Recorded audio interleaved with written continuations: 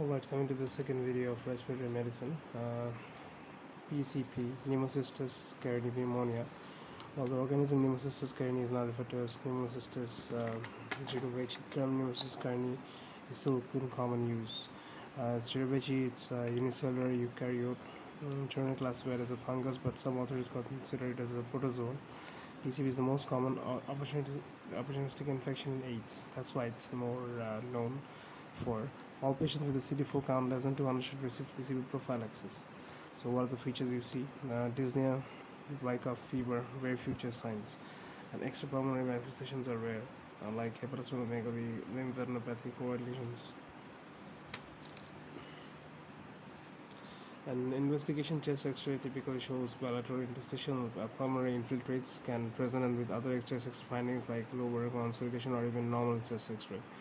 Exercise induced desaturation can occur, and sputum often fails to show PCP. Bronchoalveolar lavage often needs to demonstrate PCP. Silver stain. And the management for this would be cotrimoxazole, IV pentamidine in severe cases, and steroids 5 days if hypoxic, and it decreases the risk of respiratory failure, 50% death to 30%. Steroids.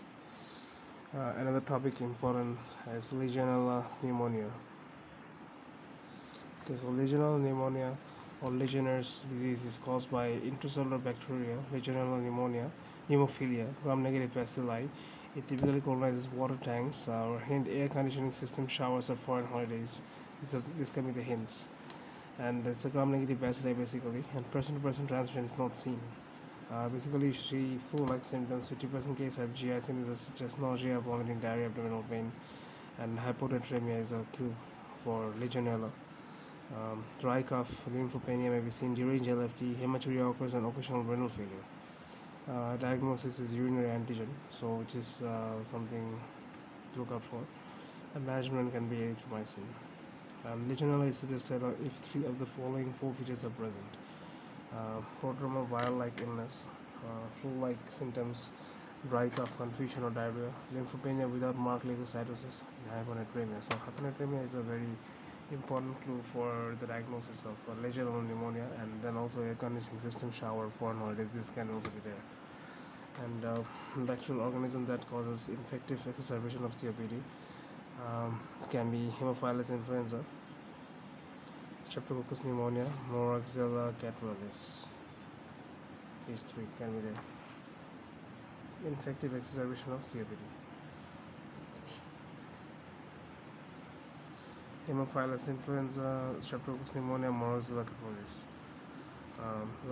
Respiratory virus account for around 30% of exacerbation, with the human rhinovirus being number 1. Okay, aspergilloma is another important disease. It's a fungus ball which often colonizes an existing lung cavity, secondary to TB, lung cancer, or cystic fibrosis. Features usually asymptomatic, cough, hemoptysis may be severe. Chest X-ray contains a rounded opacity, high titers aspergillus precipitans. Management can be surgical resection, is the only promising intervention. However, low pulmonary function may not allow surgery. So it's not always correct to do the surgery. Antifungal treatment could be used, but efficacy is controversial. Surgical treatment, hemoptysis, cough, asymptomatic, rounded opacity, high titers aspergillus precipitans, secondary to TB, lung cancer, cystic fibrosis. So it just fills up the cavity that's there. Okay, the airway disease, which are very important to study. Not a lot of things left to study. Some diseases, obstructive respiratory diseases, and then cancer and stuff. So first of all, the diseases that come in obstructive disease, of course, asthma and COPD. COPD, smoker, ex-smoker, nearly all. Asthma possible. Symptoms less than 35 years ago, rare, often.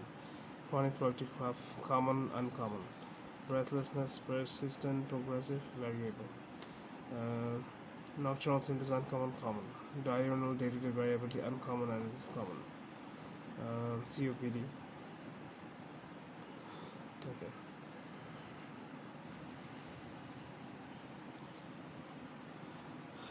Causes can be smoking, alpha-1 antitrypsin deficiency, cadmium, coal, cotton, cement, grain.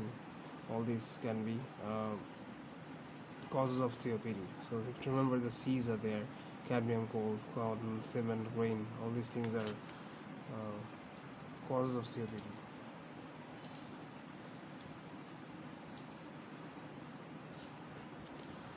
Cause of COPD. Severity of COPD is categorized using the FEV1. So this is very important as well.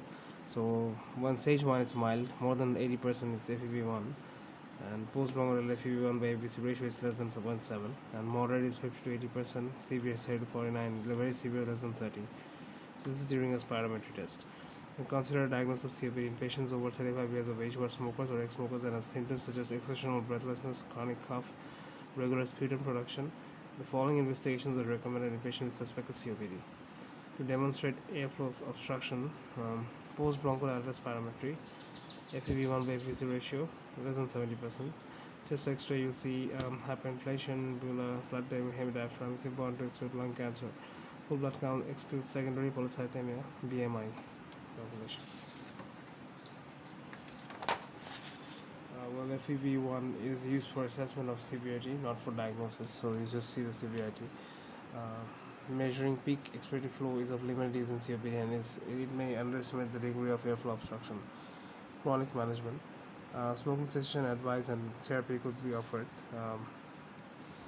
Annual influenza and pneumococcal vaccination, of course, offer pulmonary hypertension if needed. So, what's the therapy that you give? Firstly, you start with SABA, that is short-acting beta-2 agonist, or short-acting muscarinic antagonist. So, this is not agonist, this would be antagonist. Remember that. SAMA as needed PRN. This is the first line. Maybe the updated version has changed or something. You can see that.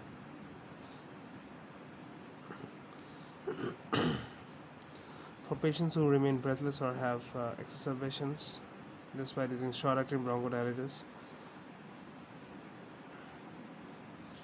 review medication and assess inhaler techniques and adherence. Assess asthma feature or features suggesting steroid responsiveness, including previous history, diagnosis of asthma or atopy.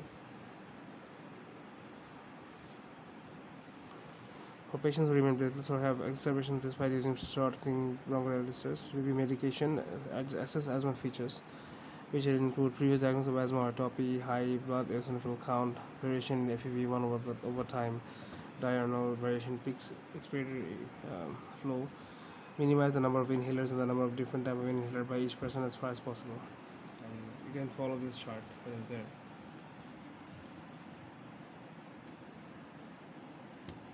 So the patient is the COPD patient is asthmatic or steroid responsiveness is there considered LABA and ICS? If no, then LABA LAMA.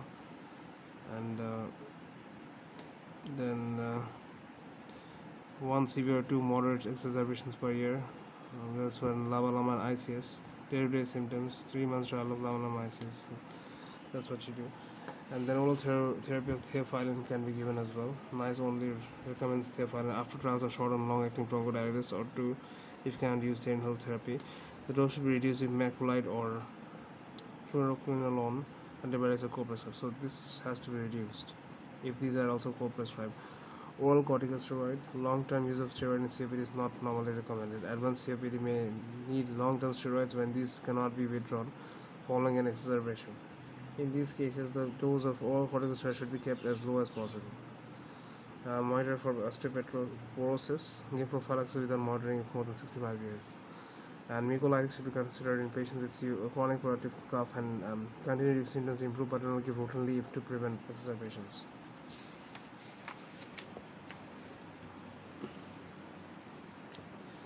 Phosphodiesterase 4 inhibitors, roflumilast, as an add-on to bronchodilator therapy, is recommended as an option for treating severe COPD.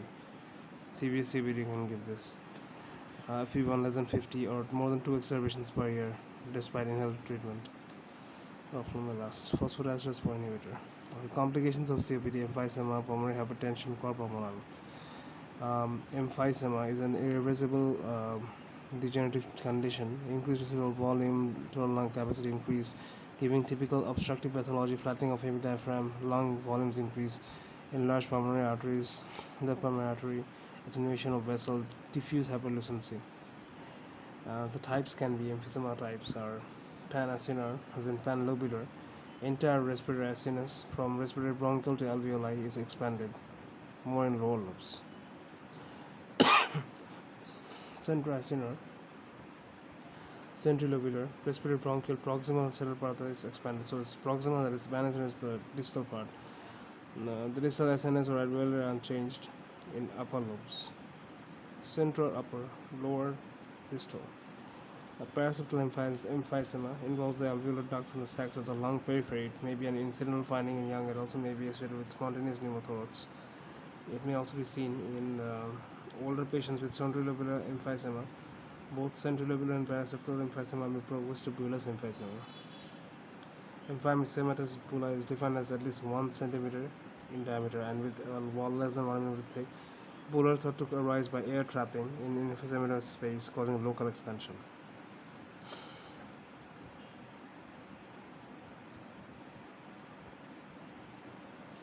So, congenital lobar emphysema results in overexpansion of the pulmonary lobe and result in compression of the remaining lobes of the epicycloid lung and possibly contralateral lung. There is bronchial narrowing because of weakened or absent bronchial cartilage. There may be congenital extrinsic compression, commonly by an abnormally large pulmonary artery. CLE is potentially reversible yet possibly life-threatening, causing respiratory distress in neonate. Cor pulmonale is impairment in the structure and function of the right heart caused by chronic lung disease. So what's cor pulmonale now is impairment in the structure and function of the right heart caused by chronic lung disease. Features include peripheral edema, raised JVP, systolic parasternal heave and loud P2. So chronic lung disease causing structural and functional impairment in right heart. So features can be peripheral edema, since it's right heart, raised JVP, systolic parasternal heave and loud P2. So use a loop diuretic for edema. Consider long-term oxygen therapy as well. ACE inhibitor, calcium channel blocker, and alpha blockers are not recommended by NICE.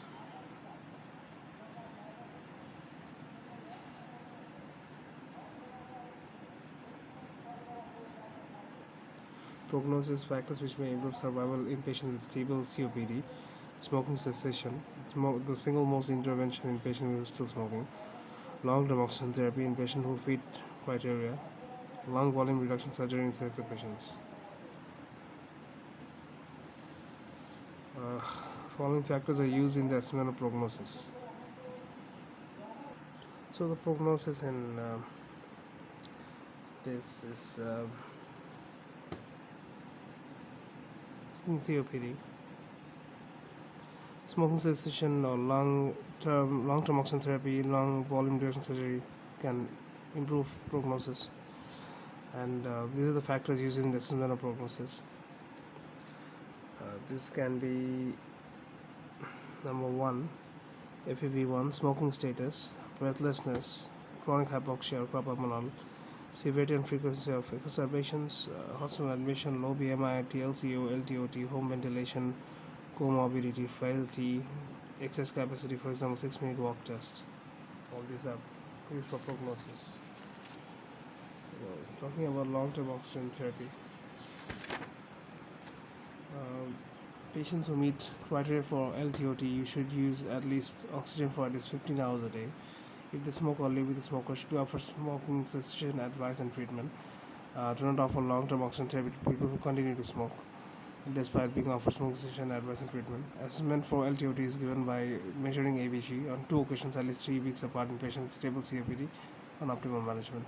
Assess patient if any of the following: very severe airflow obstruction, FEV1 less than 30%. Assessment should be considered for patient with severe airflow obstruction, cyanosis, polycythemia, peripheral edema, or raised JVP, oxygen saturation less than 90 on room air. So these things need to be evaluated.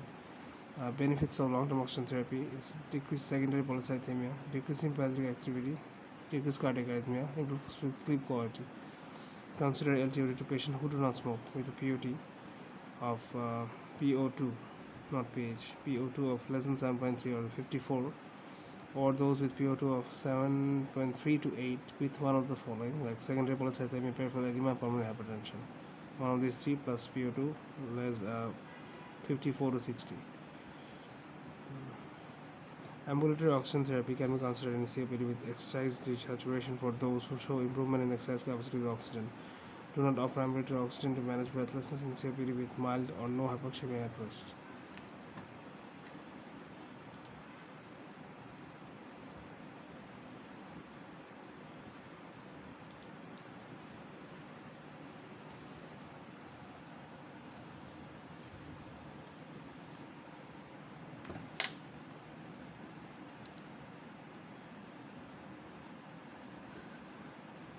Okay, bronchiectasis.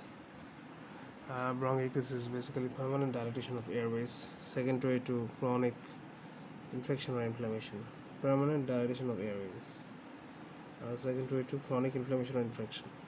Causes can be post-infected TB, measles, pertussis, pneumonia, cystic fibrosis, bronchial obstruction like lung cancer, foreign body, immune deficiency, selective IgA, hypogammaglobulinemia, um, allergic APGA, ABPA, ciliary dyskinetic syndrome, yellow nail syndrome. All these can cause bronchiectasis. One thing is very common, hypersecretion, causing chronic inflammation. Symptom symptom correlate non-CF bronchiectasis in inspiratory muscle training plus postural drainage. After assessing for treatable cause, immune deficiency management is as follows: physical training, inspiratory muscle training has a good evidence base for patients with non-cystic fibrosis bronchiectasis. Postural drainage is helpful. IV antibiotic for exacerbation plus long-term providing antibiotics, nebulized antibiotics in severe cases, bronchodilators in selected cases, immunizations, surgery in selected cases, localized disease. Most common organisms associated from patients with bronchitis can be Haemophilus influenza, most common. The question keeps on coming. Pseudomonas aeruginosa, Klebsiella spp, Streptococcus pneumonia. Pseudomonas aeruginosa is insensitive to amoxicillin, sensitive to ciprofloxacin. Monotherapy with oral cipro can be used as first line, or IV ticarsulin plus gentamicin, IV collagen fluoridase in case. So Pseudomonas you see seen many times collagen given in recent cases. Bronchiolitis obliterans, so basically fibrous scarring of the small airways, scarring. Toxic fume inhalation causes can be toxic fume inhalation, mineral exposure, viral infection, mycoplasma legionella, transplantation of bone marrow, heart and lung, rheumatoid arthritis, SLE, penicillamine side effect. Clinical picture will be dry cough plus shortness of breath. Physical examination is unremarkable. Expiratory wheeze may be audible. Chest X-ray finding can vary from normal to a reticular nodular pattern. Diagnosis can be confirmed by lung biopsy and may respond to steroid, but prognosis is not good.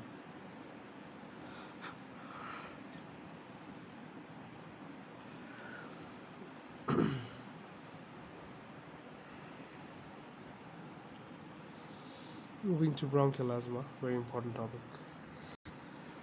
So for asthma, it's like a bit old guideline here.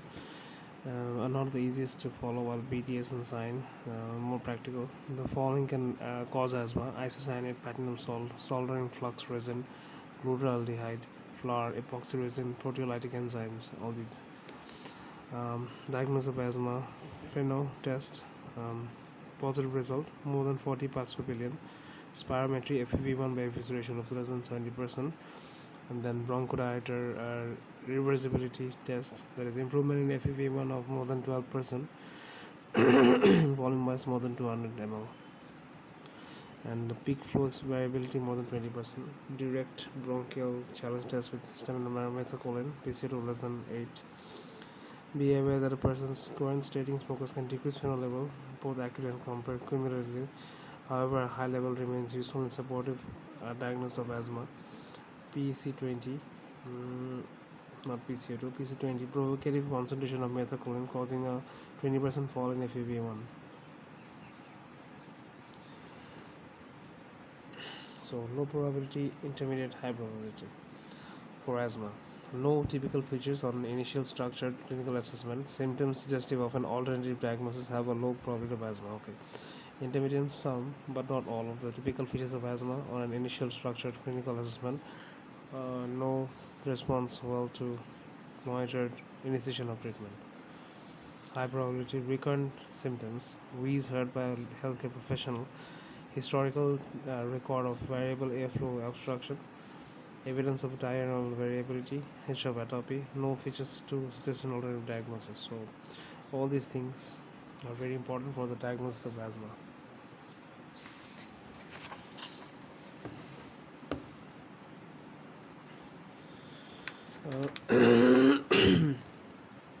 This will be a structured clinical assessment in the history.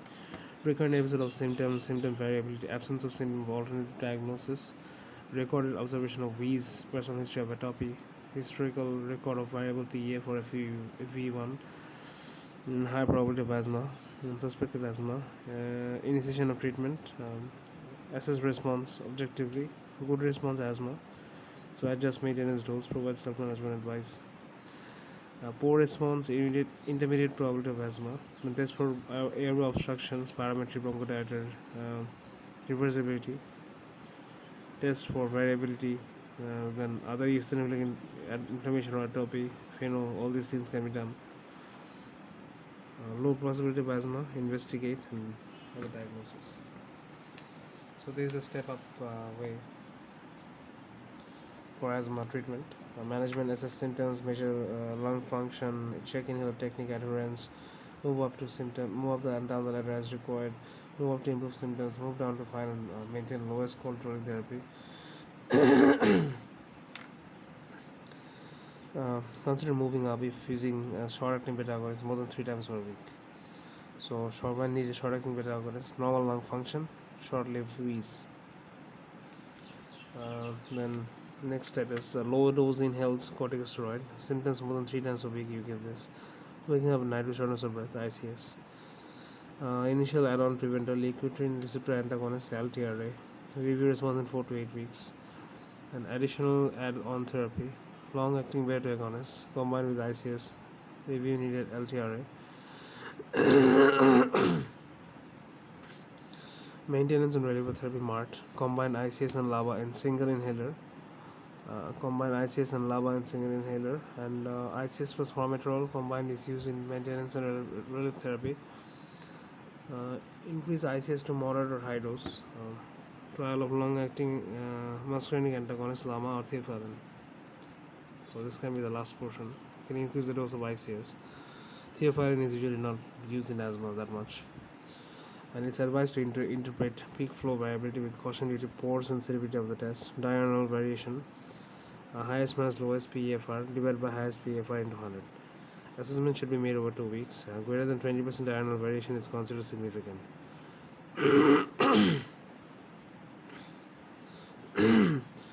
Liquidin receptor antagonists like Montelukast causes Sharp-Strauss syndrome. Zafir-Lucas is also there.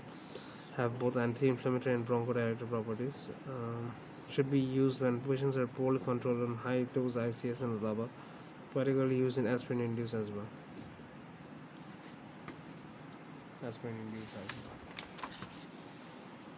Okay, more on known notes on therapeutic agents.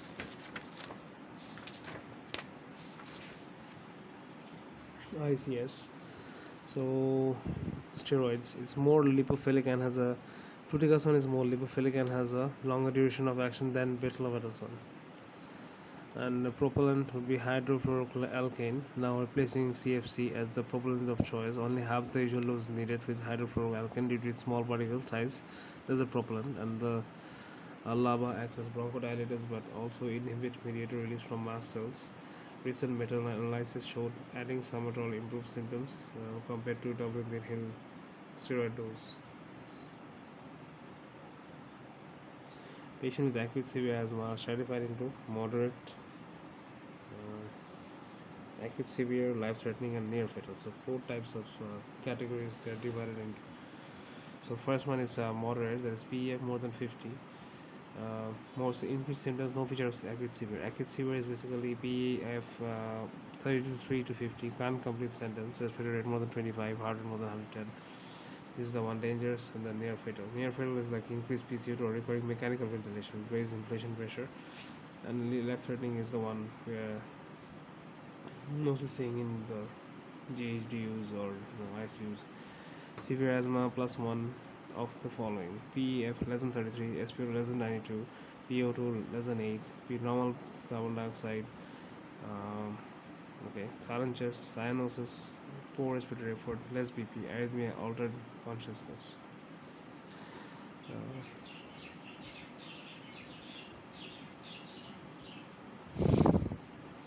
okay, management of acute asthma: high dose, use high dose inhale beta to agonists as early as possible. Receive the IV beta to agonists for those patients in whom inhaled therapy can be used reliably. Add nebulized ibuprofen bromide to beta to agonist. Treatment for a patient with acute, severe, or life-threatening asthma. So this is basically Windle Plus, or life-threatening asthma to those with a poor initial response to therapy. Give steroids in adequate doses to all patients with an acute asthma attack. Continue prednisone for at least 5 days until recovery. Single dose of IV magnesium sulfate in acute severe asthma who has not had a good initial response to inhaled bronchodilator therapy, or 1.2 to 2 gram IV infusion over 20 minutes. Refer to ITU acute severe life-threatening asthma who is failing to respond to therapy. Okay, the next topic is another important topic: obstructive sleep apnea. Um,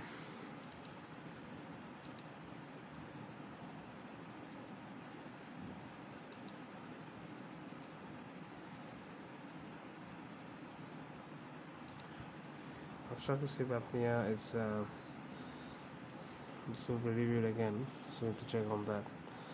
Predisposing factors: obesity, macroglossia, acromegaly, hypothyroidism, amyloidosis, large tonsils, Marfan syndrome, daytime somnolence, hypertension consequence.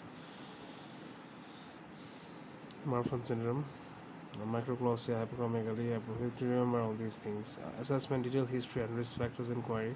Examine for enlarged tonsils, small jaw, nasal blockers, signs of COPD or respiratory failure. Check BP, BMI, neck circumference, collar size. Epworth Sleepiness Scale. Mm, Epworth Sleepiness Scale questionnaire completed by patient or partner. Refer to sleep center. Urgently sleepy while driving or working with machinery or employed in hazardous occupation. Advised not to drive until they have been assessed by specialist. And the signs of respiratory failure or heart failure to refer urgently. Symptoms suggestive of severe OSAS and coexistent COPD.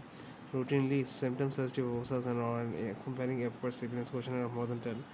Sleep studies ranging from monitoring of pulse oximetry at night to full polysomnography, where a wide variety of physiological factors are measured, including EEG, respiratory flow, airflow, thoracoabdominal movement, snoring, and pulse oximetry. So sleep studies is important. The diagnosis of OSAS requires more than 5 episodes of apnea or hypoapnea per hour of sleep. 5 episodes per hour. Okay, the severity of OSAS is based on the number of apnea or hypoapnea episodes per hour. So, apnea hypoapnea index HI 5 to 14 per hour is mild, moderate 5 to 15 to 30, and HI more than 30 per hour is severe. So, weight loss is the initial management. CPAP is the first line to moderate or severe OSAS. Intraoral device, mandibular advancement may be used if CPAP is not well tolerated or for mild OSAS and there is no daytime sleepiness. Cystic fibrosis, the next topic. It's an autosomal recessive disease caused by increased viscosity of secretions of both lungs and pancreas. It is due to defect in the cystic fibrosis transmembrane conductance regulated gene, CFTR gene, which encodes a CAMP regulated chloride channel. The most common inherited lethal condition is in Caucasians. So it's a defect in the CFTR gene, which regulates a CAMP regulated chloride channel. This is a chloride problem. In the UK, 80% of CFKs are due to deletion of the delta F508 on the long arm of chromosome 7. So C7 if you remember. Cystic fibrosis affects 1 in 2.5k births, and the carrier rate is 1 in 25. Organisms that colonize cystic fibrosis patients are Staph aureus, number 1. A long list of problems, long arm of chromosome 7. Step 4 is the number one organism. Pseudomonas aeruginosa. Inhaled tobramycin is the treatment. Tobramycin. Burkholderia cepacia. Pseudomonas capacia. Aspergillus. All these. Capacia syndrome in cystic fibrosis, characterized by a rapidly progressive fever, uncontrolled bronchopneumonia, septicemia, weight loss, and poor outcomes. Management can be aminoglycoside plus ceftazidime plus chlorpheniramine or chlorpheniramine plus minocycline. And oxygen, the organs that are affected by cystic fibrosis, we all know that. Sinuses can be there, sinusitis can happen due to thick secretions. Lungs may have thick, sticky mucus buildup, bacterial infection, and widened airways. Skin, sweat glands produce salty sweat. Liver blocked biliary ducts, that's dangerous. Pancreas blocked pancreatic ducts. Intestines cannot fully absorb nutrients, and liver organs problem with fertility or delayed puberty. So on a normal airway, you see airway wall, airway line with a thin layer of mucus. And for cystic fibrosis, you will see that widened airway, thick sticky mucus blocks the airway, blood in mucus, bacterial infection occurs as a result. So what can be the presenting features of cystic fibrosis in the neonatal period? Meconium ileus, less commonly prolonged jaundice, and recurrent chest infection, GI manifestation like malabsorption, steatorrhea, liver disease, cholesterol, gallstone, peptic ulcers, failure to thrive. Other features of cystic fibrosis: short stature, diabetes mellitus, delayed puberty, rectal prolapse due to bulky stools, nasal polyp, infertility, subfertility. For males, infertility; for females, infertility. What you can do is diagnose it as sweat test. Two reliable positive results on two separate occasions diagnostic for cystic fibrosis. It's positive when chloride is more than 60. So check the sweat for chloride. More than 60, it's positive. Management of cystic fibrosis involves a multidisciplinary approach. Key point: regular, at least twice daily. Physiotest, physiotherapy, and postural drainage. Parents are usually taught to do this. Deep breathing exercises are also useful. High calorie diet, including high fat intake. Vitamin supplementation. Pancreatic enzyme supplements taken with meals, as is pancreatic duct block, is there. Heart and lung transplant if needed. And previous high calorie, low fat diet have been recommended to decrease the amount of steatorrhea. High calorie, low fat, decrease the amount of steatorrhea. Okay, next is ABPA. So basically, results from allergy to Aspergillus spores. Often give a history of bronchiectasis and eosinophilia. So this is a common way of presenting bronchiectasis and eosinophilia. So what you see is investigation eosinophilia, fertilitating test exchange, then Rust test, positive Rust test, to Aspergillus, positive IgG precipitants, raised IgE, bronchoconstriction, wheeze, cough, dyspnea, bronchiectasis, proximal steroids is the way to go. Aspergillus. Itraconazole is sometimes used as a second line agent.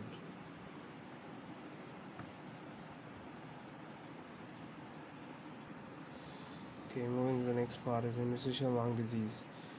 Lung fibrosis is the most is important to the exam to be able to differentiate between conditions causing predominantly upper or lower zone fibrosis. So important to know which one is upper, which one is lower, which you keep on forgetting. It should be noted that the common causes cryptogenic fibrosing alveolitis tend to affect the lower zones. So let's say the lower zones first. Cryptogenic fibrosing alveolitis. So fibrosing lower zone. Most concrete tissue disorders except ankylosing spondylitis. So AS is different. Rest all should be lower zone, like SLE and everything. Drug induced like amiodarone, bleomycin, methotrexate is lower zone. Asbestosis is lower zone. So remember all these things. And then the upper zone is like more tuberculosis, histiocytosis, AS, sarcoidosis, silicosis, coal workers pneumoconiosis, massive fibrosis,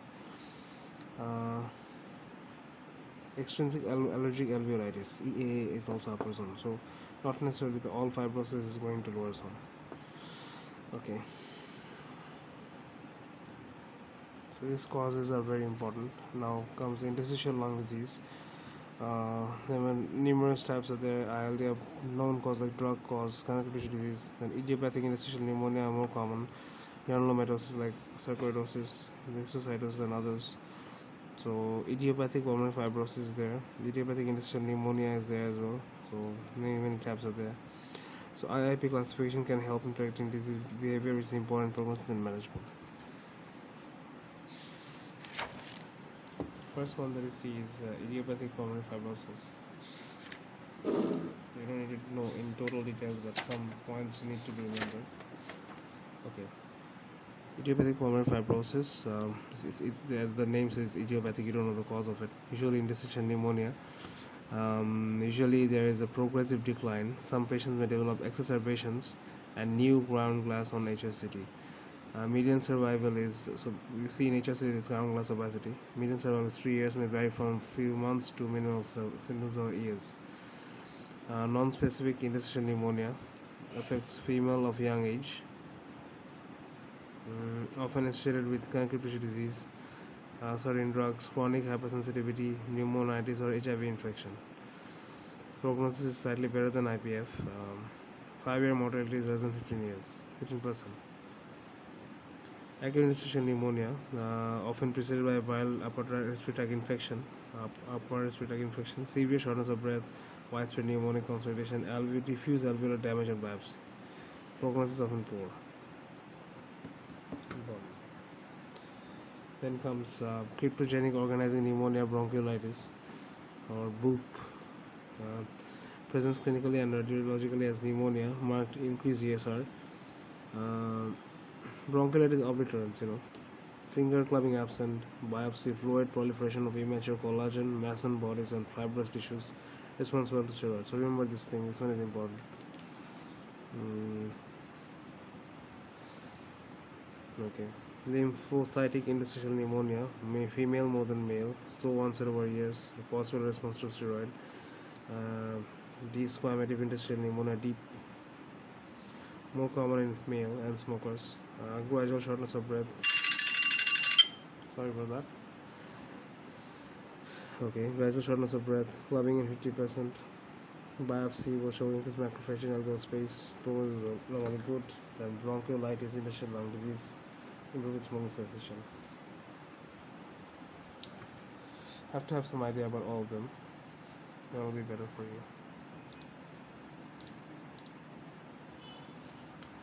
Well, diagnosis of interstitial lung disease. It's basically detailed history, examination, chest X-ray, lung function, HRCT, diagnose IPF only with consensus of the multidisciplinary team. Clinical feature, lung function, radiological finding, pathology when MDT can reach confident diagnosis. Bronchoalveolar lavage or transbronchial biopsy or surgical lung biopsy. Management of IPF, 2017 with update on pirfenidone and nintedanib. So that's what you give now. Pulmonary rehabilitation and best supportive care and disease-modifying pharmacological interventions like pirfenidone, antifibrotic agent is given, or nintedanib, a tyrosine kinase inhibitor, are recommended as options for treating idiopathic pulmonary fibrosis, both shown to decrease rate of decline in lung function. Use one of them else only if FEC between 50 and 80 predicted, and treatment is stopped if there is evidence of disease progression. So 50 to 80 you can give it, and if there is disease progression you stop it. Do not use either alone or in combination to modify disease progression in IPF. Ambicin, nazepin, bosentan, chloramaxazole, prednisolone, sildenafil, warfarin. All these things do not use it in IPF. NAC may be used for managing IPF, but its benefits are uncertain. If patient is already taking prednisone, nazepin, discuss the potential risks and benefits of discontinuing, continuing, or altering therapy. Okay, next is extrinsic allergic alveolitis. It's a condition caused by hypersensitivity-induced lung damage due to a variety of inhaled organic particles. It's thought to be largely caused by immune complex mediated tissue. Type 3 hypersensitivity in active phase, and although delayed type is type 4 is chronic phase. It's also thought to play a role in EAA. We were studying this yesterday. So examples are birds, fancial lung, avian. So just remember birds are avian. You just remember it normally. Farmer's lung would be micropolysporophagy, and also there is rectivular or something like that. That name is also there. Farmer's lung. Malt is aspergillus. Aspergillus, as you need to know, remember. Levitus. Mushroom orchid, thermophilic actinomycetes. Okay. Presentation acute 4 to 8 hours after exposure, shortness of breath, dry cough, fever, chronic is also there. No eosinophilia, no increased IG, no skin positive test. Chest X-ray will say upper lobe fibrosis as we studied before. BAL will show lymphocytosis, no eosinophilia, circulating IgG syndrome. Okay. Next is sarcoidosis. It's basically a systemic disorder.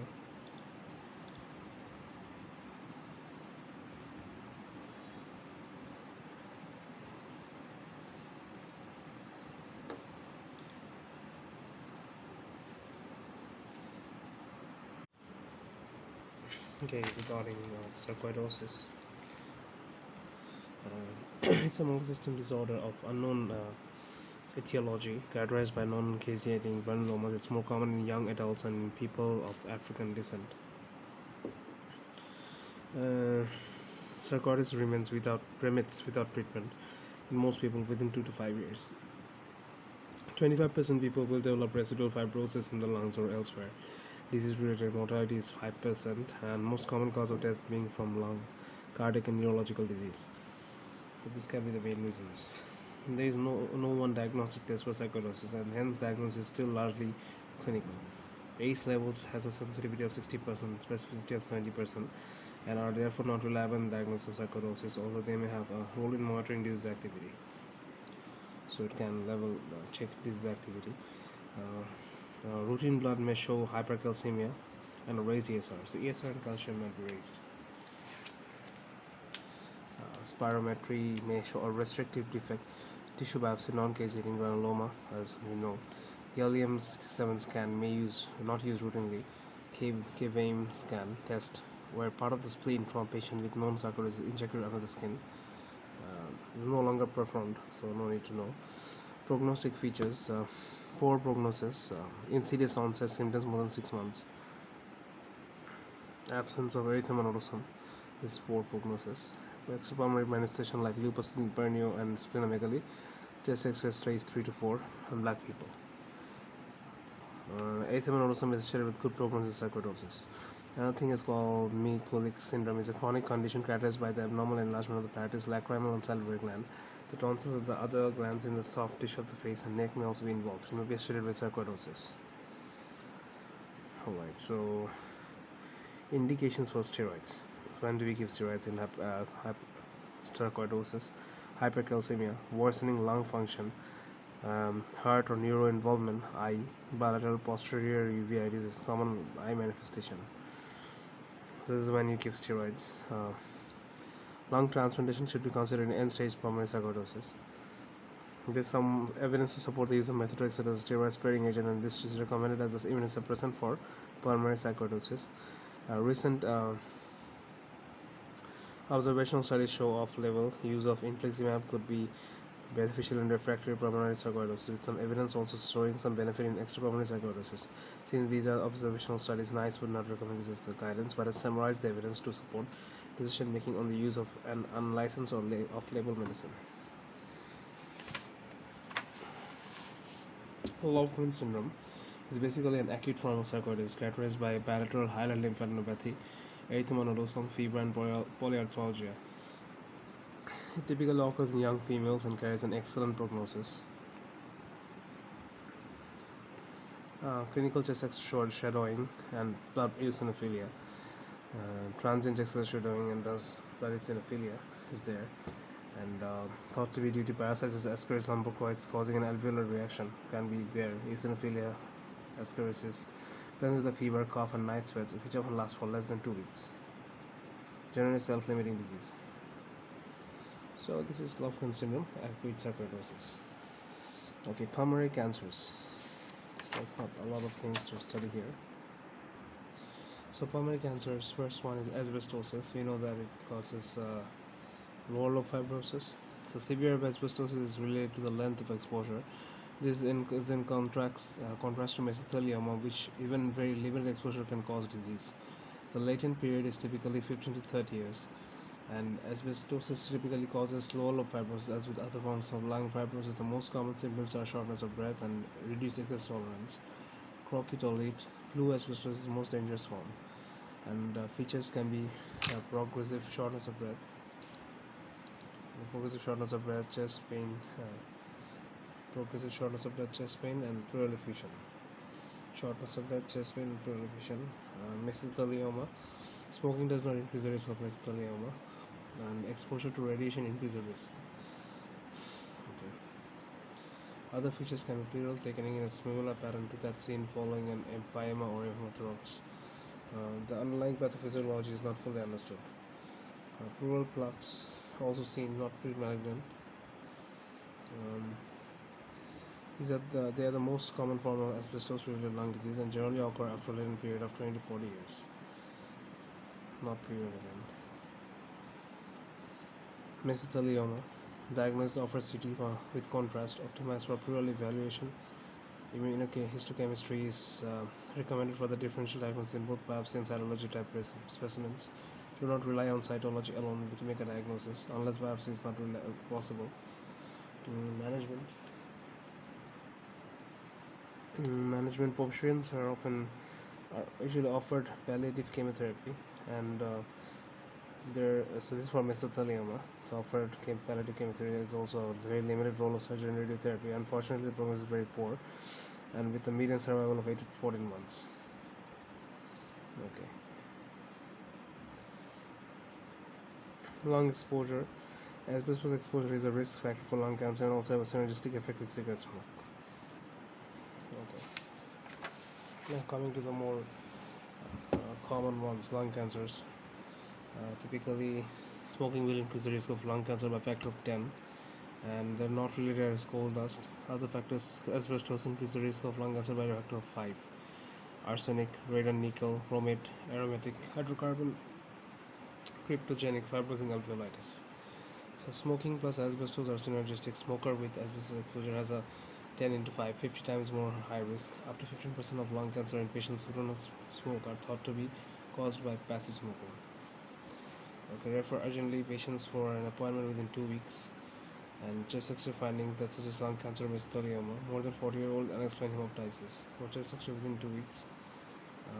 More than 40-year-old with one of the following. If you ever smoked. Never smoked. 2 of the following.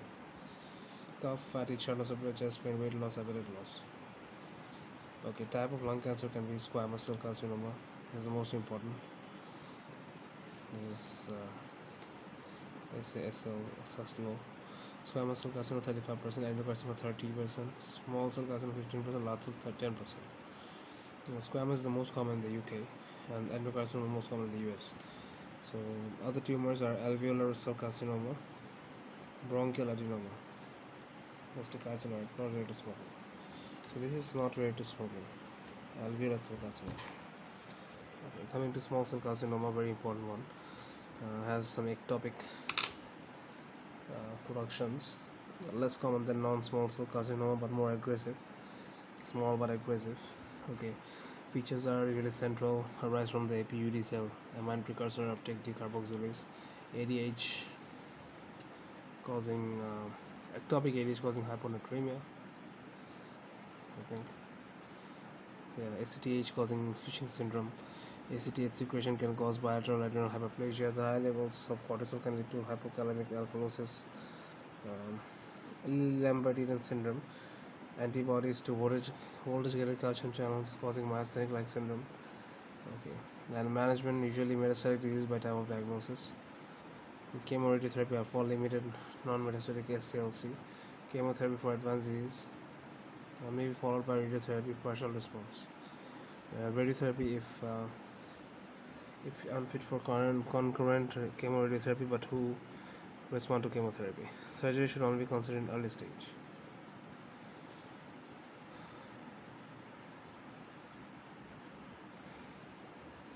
Then comes non-small cell carcinoma. There are 3 main subtypes. That is squamous cell, adenocarcinoma, and large cell carcinoma. This was non-small cell carcinoma. This was written there.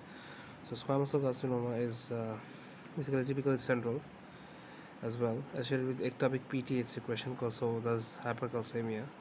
Have to remember this all the time. Squamous cell carcinoma, PTH secretion, hypercalcemia. squamous cell, PTH hyperglycemia, strongly associated with finger clubbing, hypertrophic pulmonary osteoarthropathy, squamous. Adenocarcinoma is most common type of lung cancer in non-smoker. Adenocarcinoma, non-smoker.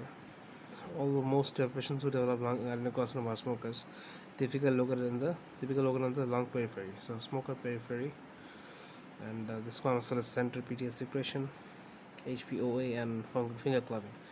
Large cell lung carcinoma is a heterogeneous group of undifferentiated malignant neoplasms that lack the cytologic and architectural features of small cell and adeno or squamous.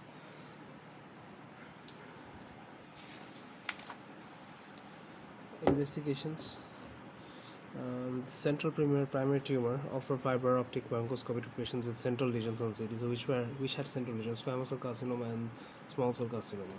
So mediastinal lymph node assessment offer CT scan, offer PET CT or abuse, as CT does not always show extent of mediastinal involvement. Biopsy or needle biopsy is required either with fine needle aspiration or transbronchial needle aspiration.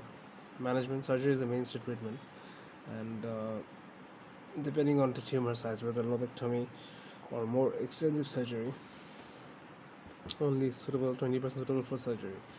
Post-operative chemotherapy to patients with good performance status. Radical radiotherapy is indicated for patients stage 1, 2, or 3 non-small cell lung carcinoma who have good performance status. Tumor can be treated without risk of normal tissue damage. Chemoradiotherapy for patients not suitable for surgery. Surgery complications, contraindications, stage 3B or 4. Stage 3B or 4, so don't do surgery. FEV1 less than 1.5 liter is the cutoff point. Malignant pleural effusion, tumor near hilum or within 2 cm of bronchus, vocal cord paralysis, extracapsular spread to mediastinal node, and is an indication of inoperability, SBC obstruction. So this is a very common question. Supravenacal obstruction, vocal cord paralysis, tumor near hilum, malignant pleural effusion, FEV1 less than 1.5 liter, stage 3 or B, 4. However, if FEV1 is less than 1.5 for lobectomy or less than 2 for pneumonectomy, then some authorities advocate further lung function tests, as operations may still go ahead based on the treatment results. The last topic for respiratory disease, lung cancer paraneoplastic features. So, as I have said before, a small cell carcinoma paraneoplastic features ADH secretion, ACTH secretion, autoimmune like Lambert-Eaton syndrome. ACT is not typical. Hypertension, hyperglycemia, hyperkalemia, alkalosis, and muscle weakness are more common than buffalo hump. Adenocarcinoma, which may develop gynecomastia, PTH, squamous cell carcinoma will develop PTH, have more PTH, clubbing, hypokeratosis, first described it, hypertrophic pulmonary osteoarthropathy, hyperthyroidism due to ectopic TSH as well. So TSH is also the PTH TSH for squamous cell carcinoma. Bronchial carcinoma, 20-30% of cases with bronchial carcinoma are of small cell type and rise from the endocrine cells. Primary bronchial cancer, the tumor edge may have a fluffy or a spiked appearance. Paraneoplastic manifestation, SIAD, of course, bronchial carcinoma. Ectopic secretion of ACTH and ANP as well. That's it.